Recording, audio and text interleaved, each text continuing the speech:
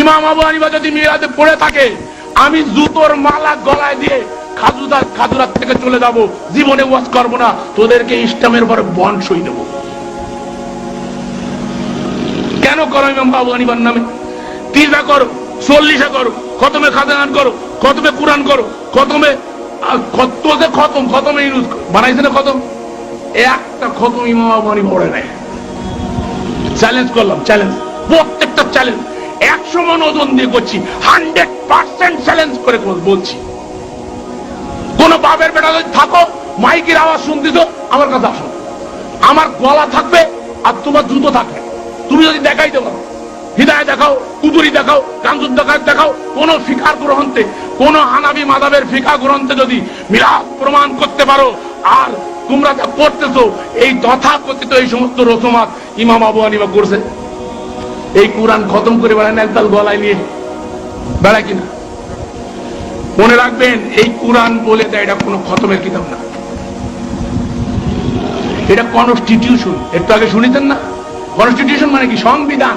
বাংলাদেশে একটা সংবিধান আছে না, এই সংবিধান সংসদ সদস্যরা সংবিধান কি ওই সংসদে বসে বসে খতম করে? আমি প্রশ্নের উত্তর সুযোগ দেবো, অবশ্যই সুযোগ দেওয়া হবে। আমার ভুল হইতে পারে, আবার আপনার বুঝতেও ভুল হতে পারে, কি কথা ঠিক কিনা? আপনি একটু ধৈর্য ধরে শোনেন, হয়তো বা ক্লিয়ার হয়ে যাবেন, আর এরপরে যদি বাকি থাকে আমি শেষে উত্তর দেবো ইনশাআল্লাহ। তো এখন দেখেন, সংবিধান, বাংলাদেশের সংবিধান, আমাদেরকে লক্ষ্য করে, বাংলাদেশের সংবিধান 300 জন সদস্য আমাদের ভোট পেয়ে নির্বাচিত হয়ে তারা ওখানে যায়। আচ্ছা, এই সংবিধানটা বসে করে খতম করে ওখানে? করে না। তাহলে কোরআনটা কি সংবিধান কি না বলেন? এটা সংবিধান না? কার সংবিধান? আল্লাহর দিয়া সংবিধান, কনস্টিটিউশন, তাই তো? তো আল্লাহ এই কোরআনে বলছেন, আফালা ইয়াতাদাব্বারুনাল কুরআন, তারা কোরআন নিয়ে কেন চিন্তা ভাবনা করে না, তারা কোরআন নিয়ে কেন গবেষণা করে না? তাদের অন্তরে কি তালা লাগে গেছে? আল্লাহ বলছে। তাহলে বোঝা যাচ্ছে এটা গবেষণার জিনিস।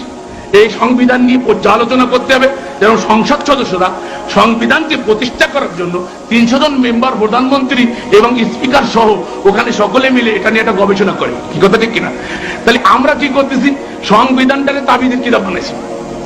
কোরআনের বিসমিল্লাহর বাদ থেকে নিয়ে ওয়ান নাস পর্যন্ত কোথাও তাবিদের কথা আছে? বলেন, যারা কোরআন জানেন, হাফেজ সাহেব বলেন, আলেম সাহেব বলেন, কেউ বলতে পারেন কোরআনে কোথাও তাবিদের কথা আছে? নাই। তাহলে কোরআন যদি তাবিদের কথা না থাকে, তাহলে এই তাবিদের কিতাব বানাইছে কারা? বাংলাদেশের সংবিধান যদি একটু পাতা সিঁড়ি আইনে 7 নম্বর অনুচ্ছেদের এত নম্বর অনুচ্ছেদ আইনে, তারপরে এই যে গ্যাঞ্জাম লাগিয়ে গেছে, নারীদেরকে অধিকার বেশি দিচ্ছে, একটা সংবিধান না? সংবিধান একটা নতুন বর্ধিত করছে, এই আইনে যদি বাস করে তাবিজের মধ্যে, ঢোলের মধ্যে ঢুকোয় দিয়ে গলায় ঝুলোয় দেয় মহিলারা, তাহলে কি অধিকার পাইবে না? মহিলা অধিকার প্রতিষ্ঠা হবে না? মহিলারা কি করতেছে?